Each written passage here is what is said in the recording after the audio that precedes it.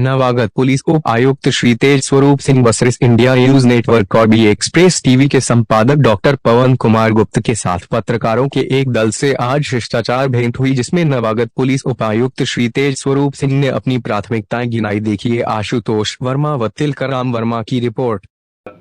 जैसे कि कई सारे थाने हैं, आपका गोसाईगंज बहुत ही अच्छी स्थिति में है। पहले से जिस तरह का काम था, जब से कमिश्नरेट आया है एक बड़ा बदलाव देखने को मिला है और मैं समझता हूं कि जिस तरह की थाने की व्यवस्था चाक चौबंद है, लोगों को अच्छे से न्याय भी मिल पा रहा होगा, क्योंकि हम लोगों के सामने जो बातें सामने आती हैं उन्हीं को हम लोग आपके समक्ष रखने का प्रयास करते हैं।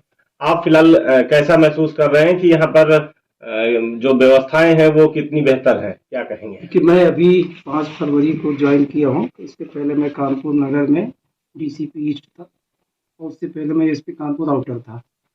तो मैंने जो इधर 20-25 दिन में देखा है उसको दृष्टिगत रखते हुए जो मैंने ऑब्जर्व किया है उसके हिसाब से मैं जो योजना मैंने बनाई है, बोलता है देखिए पुलिस के जो 3 हमारे मूलभूत काम है।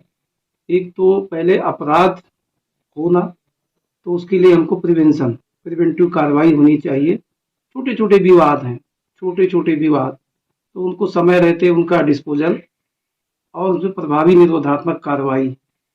इसी प्रकार से छोटे छोटे क्रिमिनल या एक्टिव क्रिमिनल है या एसटी सीटर है जो अपराध पहले किए हैं, उन पर निगरानी रखना, सक्रिय निगरानी उन पर हो सही ढंग से और उसके खिलाफ कार्रवाई हो। तो इसको और भी हमारा सभी जो एसटी सीटर है, एक्टिव क्रिमिनल है या जो पूर्व में प्रकाश में आए और अभियुक्त हैं जो इस तरह की गतिविधियों में या नए कोई उभर रहे हैं, उनके बारे में हम लोग सत्यापन करा रहे हैं और उनके खिलाफ कार्रवाई भी कर रहे हैं ताकि अपराध रोका जा सके। छोटे छोटे विवादों को कोशिश ये है कि थाना दिवस, तहसील दिवस में इसमें राजस्व कर्मियों के सहयोग से इनका समाधान किया जाए और उनमें निरोधात्मक कार्रवाई की जाए।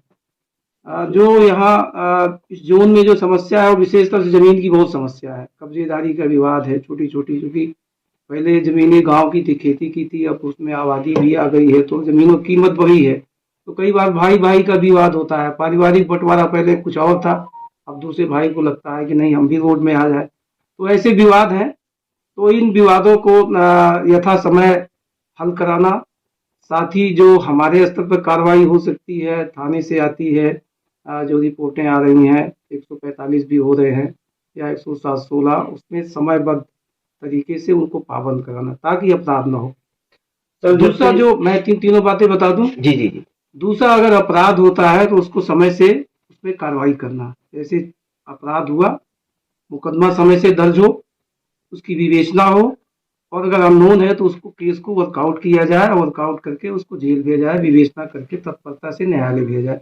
तीसरी जो बात है इसमें, जिस पर विशेष तौर से कई बार पुलिस पीछे हो जाती है, जो ध्यान नहीं दिया जाता, प्रोसिक्यूशन चार्जशीट लगा दिया फिर उसके बाद हम लोग ध्यान नहीं देते हैं, लेकिन इस पर विशेष ध्यान रखा जा रहा है और जो भी केस हमारे हैं उनको तत्परता से न्यायालय में चार्जशीट भेजने के बाद उनको ट्रायल पर लाना और गवाहों को तलब करा करके सजा दिलाना। विशेष तौर से महिलाओं के अपराध हों या और जो हीनियस ऑफेंस है, लूट डकैती के हैं, उन पर तत्परता से कार्रवाई कराना।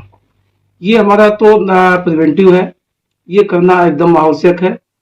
तीसरी जो मैं बात कहना चाह रहा हूँ वो है कि जनता के साथ न्याय हो और जनता के साथ व्यवहार अच्छा हो। मैं अपने पुलिसकर्मियों को पहले ही मीटिंग करके बता चुका हूँ कि किसी भी स्थिति में दुर्व्यवहार क्षम्य नहीं होगा। हम काम कर पा रहे हैं या नहीं कर पा रहे हैं, जो सही होगा वही होगा, लेकिन दुर्व्यवहार नहीं होगा। बात अच्छे ढंग से की जाए, ये जरूरी है पुलिस के लिए, ये आवश्यक भी है।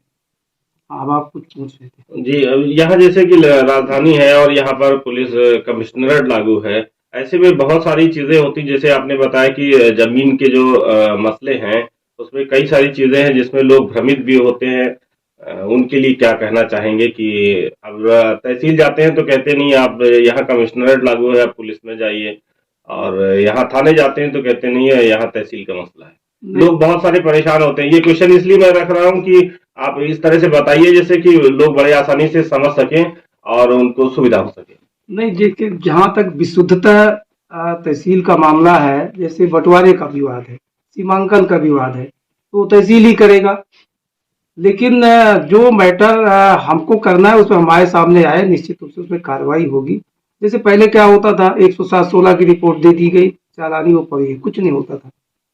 तो अब क्या है कि अगर 107-16 हुई है तो उसमें कार्रवाई हो रही, तत्परता से नोटिस 111 की इशू होती है और इसके बाद 16(3) में पाबंद करते हैं।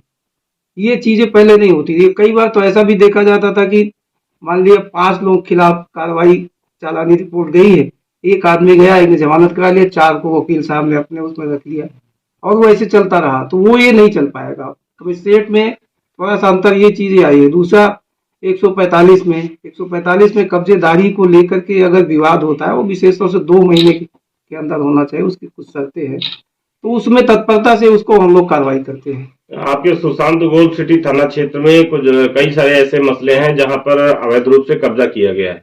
इन संबंधों में क्या कहना चाहेंगे? अगर किसी का मकान है, वो उस पर काबिज है और दूसरा उसने जबरदस्ती कब्जा कर लिया, अब यहाँ FIR भी दर्ज हुई है फिलहाल, अभी उसमें इस तरह के मसलों पर पुलिस किस तरह की कार्रवाई करती है? नहीं, जो FIR दर्ज हो रही है उसमें तत्परता से विवेचना करके कार्रवाई कराना हमारा काम है, और अगर गलत FIR दर्ज हुई है तो उसके हिसाब से साक्ष्य के आधार पर ही कार्रवाई की जाएगी। सर, जैसा कि राकेश कुमार पत्रकार अभी आपके सामने एक आया है मुकदमा, इनके ऊपर जैसे पत्रकार को एक डकैत के रूप में कहा गया कि मतलब इस तरह के काम करते हैं, तो इसके विषय में क्या कहना चाहेंगे राकेश? नहीं, व्यक्तिगत बातें नहीं है, मैं आपको बता दूं वो भी एक मुकदमा है और मुकदमा को विवेचना करके सत्यता के आधार पर कार्रवाई की जाएगी जी।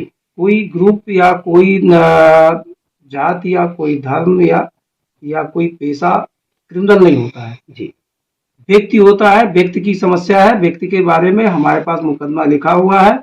कई बार मुकदमे में लोग बढ़ा चढ़ा के लिख देते हैं और कई बार कम भी लिखा जाता है, दोनों चीजें रहती है। कई बार होता है कि कई बार कम धारा लिखी हुई है, चूंकि FIR होती है उनकी तहरीर के आधार पर होती है, तो विवेचना से जो